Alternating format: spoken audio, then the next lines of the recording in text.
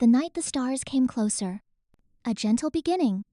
There are places in the world that seem to drift outside of time and not forward, not backward, just as ideas if the ticking of clocks and the buzzing of phones forget to reach them.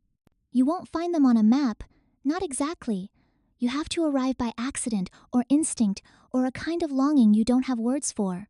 One such place sat nestled between two slow hills, each one wrapped in the kinds of trees that rustle even when there's no wind, like they're whispering to each other about things they've seen and things they hope to forget.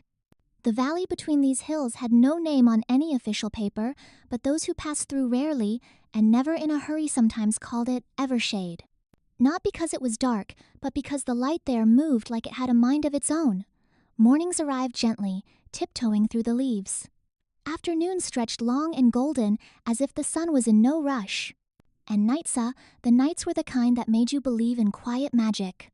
On one such night, the air was thick with the scent of rain that hadn't fallen yetric, earthy, the kind of smell that makes you stop mid-step and breathe a little deeper. The wind was slow and deliberate, tracing the edges of stones and windows like it was remembering each one. Somewhere in the distance, a single owl called out once, then fell silent, as if embarrassed by its own voice. And under that velvet sky, there sat a little wooden house with a slanted roof and windows that always glowed gold. Not bright, just warm like candlelight seen through old glass, slightly distorted but comforting. Inside the house lived a man named Elliot. He wasn't young, but not quite old.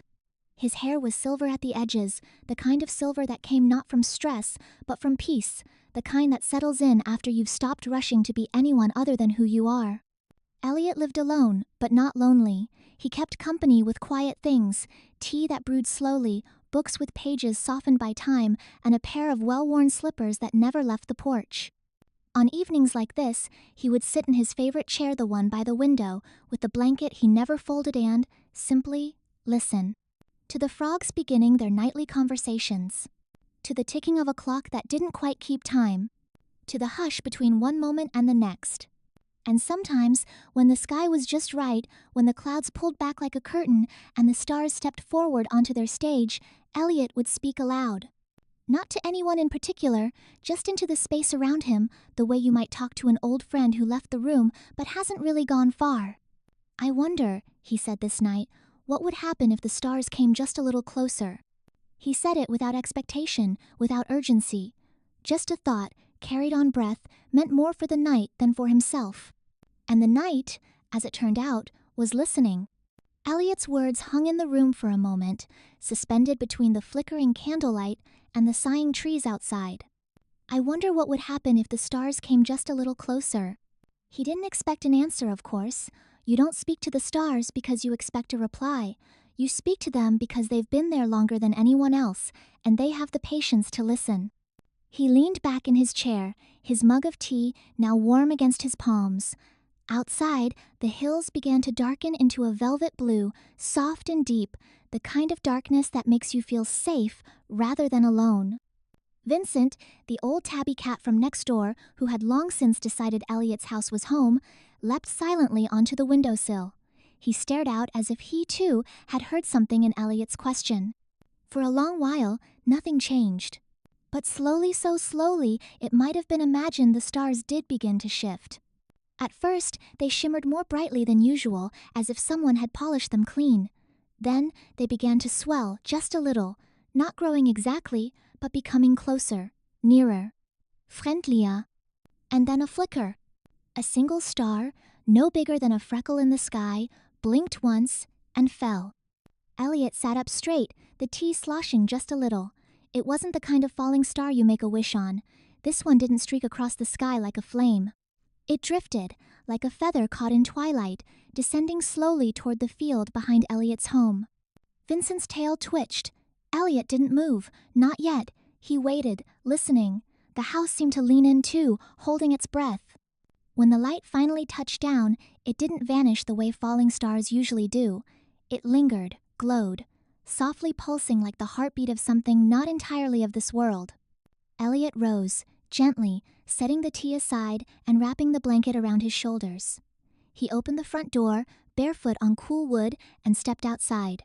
The field behind his house was still, the tall grass swaying slightly, though the wind had stopped, and there, in the center, was the light. It wasn't hot, it wasn't cold. It simply was a luminous sphere no larger than a lantern, floating just above the earth. As Elliot stepped closer, he felt the strangest sensation, not fear, not awe, but recognition. As if this light had been waiting for him, as if some part of him had always known it would come. He crouched down, the tips of his fingers hovering near it. "Hello," he whispered, unsure why. "Did you hear me?" The light pulsed gently, and then amazingly it spoke. Not with words, exactly, not with sound, but with memory, feeling, and warmth. It spoke directly to the place in Elliot's heart where he kept old songs and quiet sadness and the wonder he used to feel as a child when he first learned about the stars. And in that instant, Elliot understood. This star hadn't come to grant a wish. It had come to be wished for. All its life, it had burned quietly in a distant corner of the sky, unseen by anyone.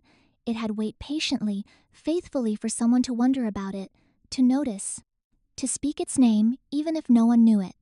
And Elliot, in his gentle loneliness, had finally called it down. "You're not alone anymore," he said, voice shaking slightly. "Not while I'm here." The star shimmered, softer now, content. And as the wind picked up again, brushing through the grass like a lullaby, Elliot sat in the field beside it, not speaking, not thinking, just being. Above them, the sky sparkled with thousands of other stars. But one, just one, had come closer.